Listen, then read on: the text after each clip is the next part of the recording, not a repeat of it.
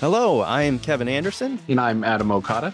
And we are clinical educators and hosts of the Ask the Educator podcast, brought to you by Healthmark, a Getting a company. Are you a sterile processing technician, infection preventionist, or biomedical engineer? No matter your role, if you're involved in medical device processing, this podcast is for you. Our goal is to equip you with the knowledge and tools for excellence in medical device processing. Now let's get started.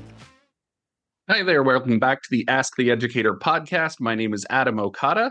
Our host, Kevin Anderson, can't be here today, but I am incredibly excited because we have a very special guest. Angie Holland is here to talk about Spanish speakers in sterile processing. Hi, Angie. Hi. Yep, I just wanted to get started with having you just explain a little about your background, how you got into sterile processing, and what were some of those challenges that you faced when you started in sterile processing? So I started in sterile processing back in 2000. I was a senior in high school. I went to a technical high school, and my shop was medical assisting. So there was an opening that came about, and they offered it to me. I didn't know what it was, but I knew it was walking distance from my house. So I was like, okay, I'll take this job. You know, one week I would go into sterile processing, and the next week I would go to school. So that's how I started. So I've been doing it since I was 17. Some of the challenges I found was, so being bilingual, I tend to have to translate a lot of things in my head as I go.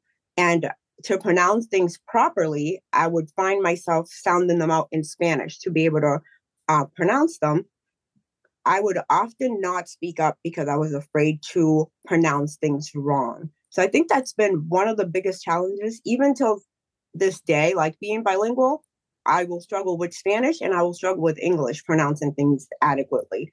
And I can say that I'm not the only one. I've had many techs that are afraid to speak up because of that barrier. So were you a native Spanish speaker, like that was your first language and then had to learn English later? So I was born in Massachusetts, but my mom was, and she still is, one of those moms who's like, you don't speak English in my house.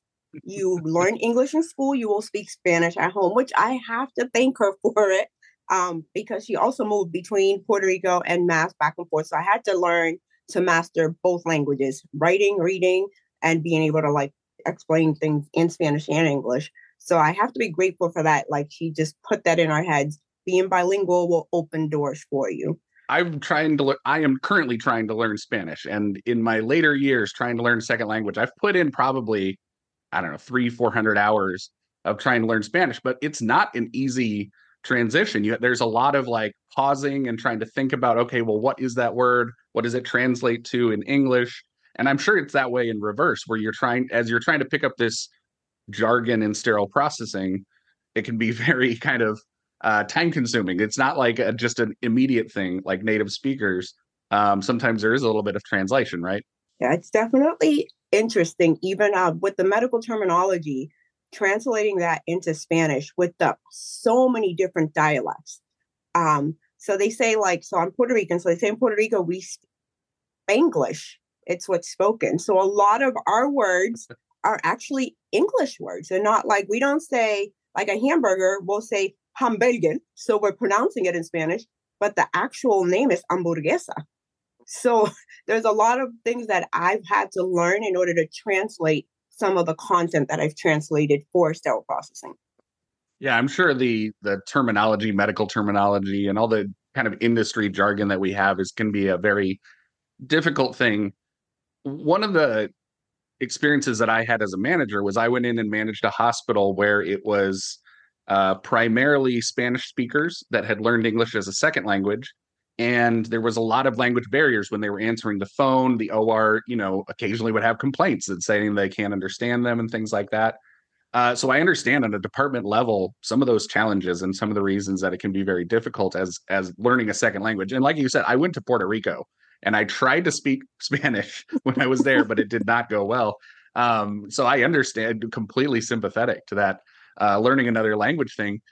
What are things that managers or leaders can do when you have Spanish speakers and they're trying to learn a second language? How can we help them on that department level to get acclimated and to feel comfortable doing their jobs? I've brought this up a few times. I think having things in audio and making sure that your staff is like acknowledging, like repeating things to you so that they understand. Because a lot of times what they do is they'll walk away from a conversation, but they didn't understand what you said to them.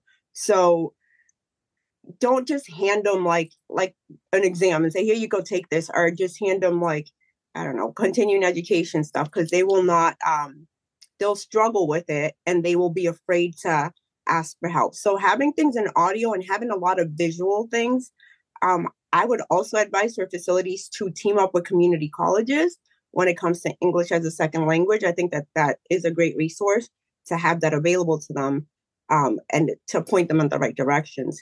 But yeah, audio and visual things. And I mean, we're hands-on learners, which is why a lot of the technicians that are bilingual they're really fast, if you ever notice, because they're like very hands-on, just like, don't talk to me, let me do it.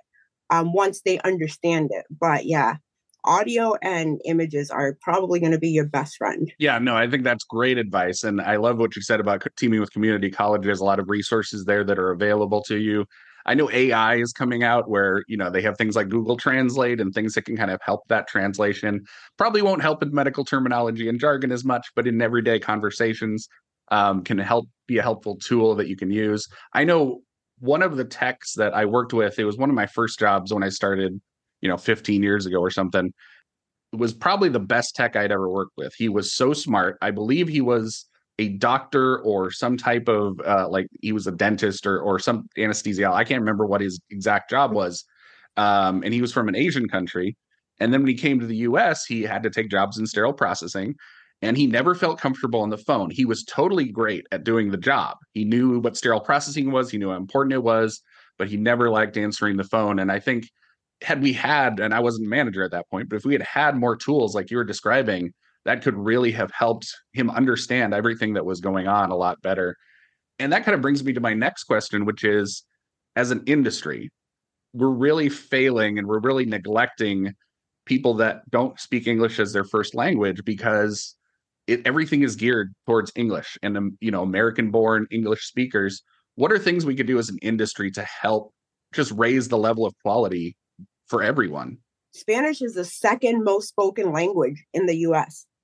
So I think my advice would be like having like schools that teach the program, like explain it in Spanish, still continue to teach it in English, but sometimes we need that explanation. I just passed my CIS, and when I sit to read these questions, I'm fluent in both, and I still struggle with the way that things are worded sometimes. So I would say doing a lot of these things explained in Spanish. And I know I'm probably the only one who's translating a lot of this stuff, but I know I'm not the only Latina in the industry.